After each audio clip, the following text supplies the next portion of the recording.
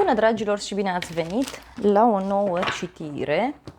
De această dată vă invit la o citire generală, în cadrul căreia vreau să vedem ce urmează în viața ta în următoarea săptămână, din momentul în care vizionezi acest videoclip.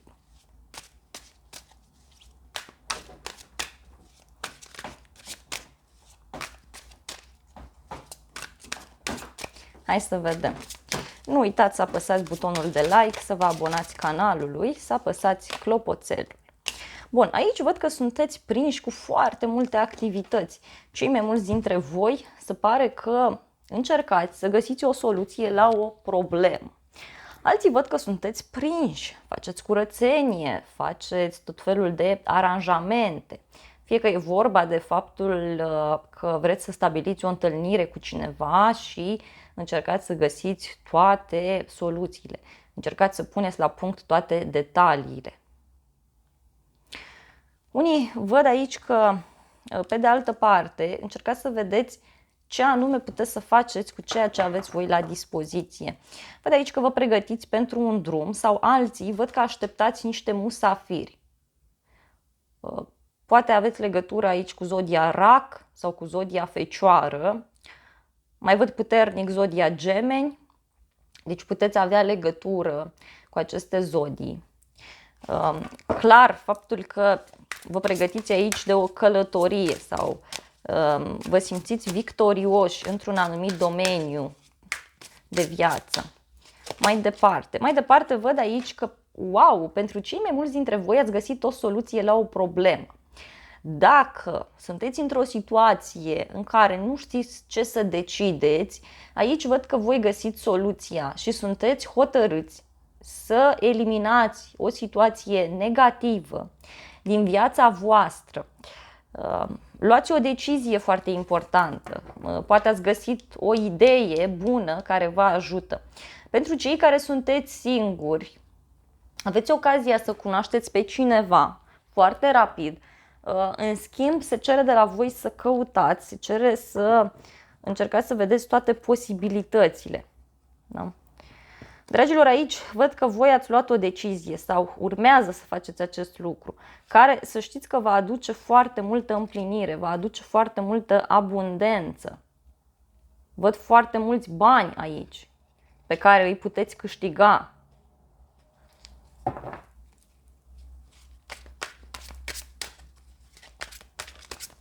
Să vedem mai departe.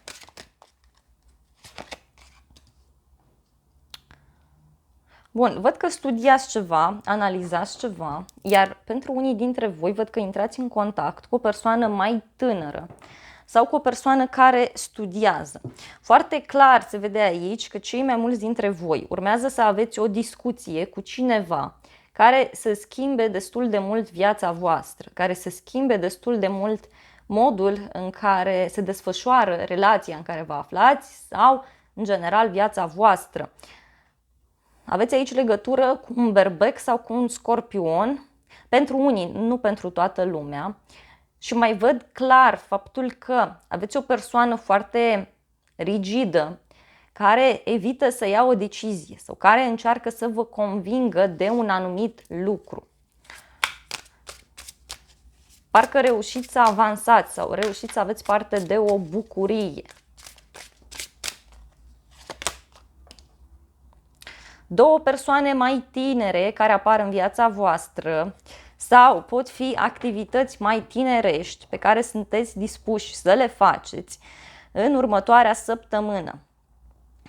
Văd aici că sunteți dornici să vă distrați, sunteți dornici să trăiți viața din plin, iar dacă sunteți într-o relație, aici văd că niște activități pe care le faceți, care țin de a repara ceva sau au legătură cu ideea aceasta de a lucra împreună cu cineva la un proiect, da? Deci lucrați la ceva cu persoana iubită, puteți să creșteți, să înfloriți. Alții, e vorba aici de un nou mod de a lucra sau un nou mod de a vă pune ceva în practică. Dacă vreți să reparați o relație, pentru cei care aveți probleme, ori prin niște persoane mai tinere, ori prin niște activități mai tinerești, ați putea să reparați situația respectivă. Mai departe, văd aici o persoană din familie, da, care vă contactează. Poate să fie un bărbat pentru unii. Pentru alții, văd aici un loc liniștit în care mergeți. Poate e un loc din trecut. Dar, wow! Pentru cei mai mulți dintre voi, să știți că e vorba de un suflet pereche, dragii mei, care apare. Sau, dacă sunteți deja într-o relație, văd faptul că voi hotărâți ceva important împreună cu persoana iubită. Foarte interesant.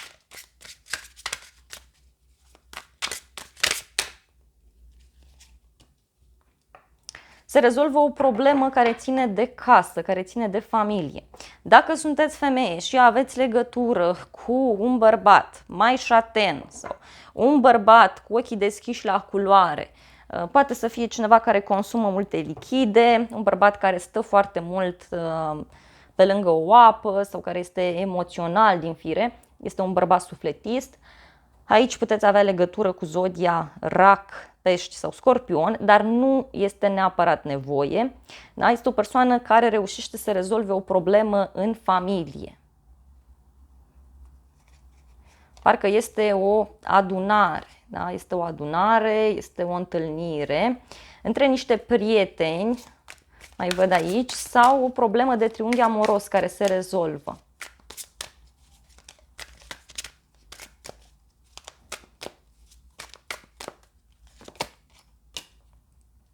Văd un final prin care veți trece, poate fi un final puțin dureros sau puteți să auziți de acest bărbat care parte de o încheiere, da? De o supărare.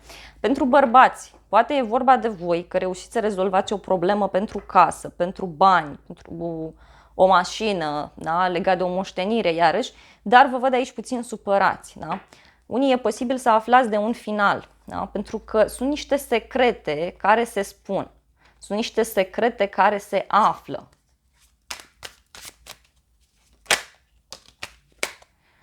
Poate să fie o problemă cu banii pentru unii dintre voi. Dar eu tind să cred aici că e vorba mai mult de o situație delicată, de o situație, de o pierdere de bani, dar nu e vorba de voi în cele mai multe cazuri. Auziți de această veste. Aici, iarăși, legătură cu zodia Scorpion, văd. Deci ceva ce se încheie, dragii mei. Hai să vedem mai departe. Mai departe, văd o persoană foarte curioasă care o să dorească să ori să vă ajute în acest final, ori e vorba de faptul că această persoană o să încerce să vă întrebe, o să încerce să găsească o soluție. Da? O să aveți discuții în cuplu în această săptămână legate de o nuntă sau legate de un botez, de o petrecere, de o vacanță. Pentru unii poate e vorba de un divorț, nu știu. Stârniți curiozitatea unei persoane, văd aici, prin această atitudine pe care o luați. Poate aveți de rezolvat ceva în legătură cu niște acte, mai văd aici. Legătură iarăși cu zodia Balanță, foarte puternic. Și cineva ia o decizie, cineva hotărăște ceva anume. Și dacă, repet, e vorba de un triunghi amoros, aici lucrurile se clarifică.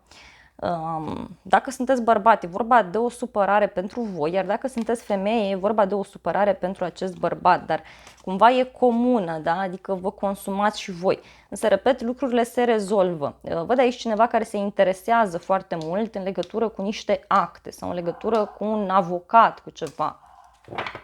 Iarăși. Hai să vedem mai departe. Bun, aici văd că voi încercați să faceți ceva în legătură cu niște bani, da? În legătură cu niște bani, în legătură cu starea voastră de bine.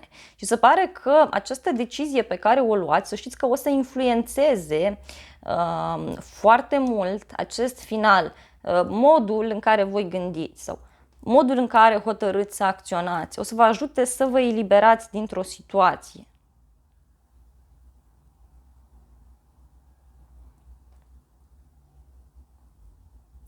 Vreau să vedem despre ce este vorba cu acest final. Acest final, de asemenea, să știți că vă ajută să vă simțiți bine, vă ajută să vă eliberați dintr-o anumită situație în care vă aflați.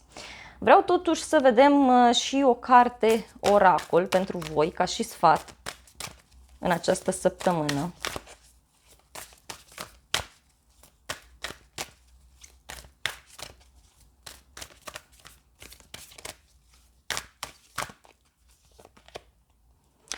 Au ieșit două sfaturi. Primul este să fiți deschiși la schimbare și să aveți încredere că totul o să fie bine. Legătură cu zodia Fecioară sau cu zodia Vărsător. Foarte frumos. Deci, și aici e clar vorba de noi începuturi. Da? Noi începuturi care apar în viața voastră. Iarăși, zodia Leu mai văd aici și vreau puțin totuși să clarific acest final. Acest final, dragii mei, exact cum am spus, are legătură cu niște bani și au legătură în mod special cu un bărbat, cu un cuplu care se încheie sau cu o colaborare, atenție, deci dacă e vorba de zona profesională și aveți de încheiat un proiect sau aveți de finalizat ceva, e cu bani. Da? Și hai să vedem mai departe ce vrea să vă spună Valetul de Spade. Valetul de Spade vă spune despre o persoană mai în vârstă sau despre o instituție mai veche, da? Care o să manifeste interes asupra voastră. Cineva care se interesează cum anume să nu piardă o casă sau cum anume să negocieze lucrurile pentru a fi mult mai stabile, mult mai frumoase. Și clar, apare un nou început foarte frumos aici, un nou început foarte stabil, care vă ajută pe voi să lăsați în urmă niște dușmani, vă ajută să lăsați în urmă niște situații mai puțin plăcute. Totul apare ca o surpriză, atenție, ca o surpriză și voi intuiți acest lucru. Și este clar vorba de o schimbare, de un drum pe care îl faceți. Parcă e un proces aici pentru unii sau pur și simplu aveți de rezolvat niște probleme legale. Dacă e vorba de o relație, aici lucrurile se clarifică în următoarea săptămână. Se clarifică printr-o problemă financiară sau prin niște bani. Cineva trebuie să renunțe la niște bani. Dragii mei, acestea au fost previziunile de această dată. Eu vă mulțumesc pentru atenție. Nu uitați să vă abonați, să apăsați clopoțelul, butonul de like dacă v-au plăcut informațiile și să ne revedem cu bine și la o altă citire dacă vreți să mai vizionați. Eu vă transmit foarte multe gânduri bune.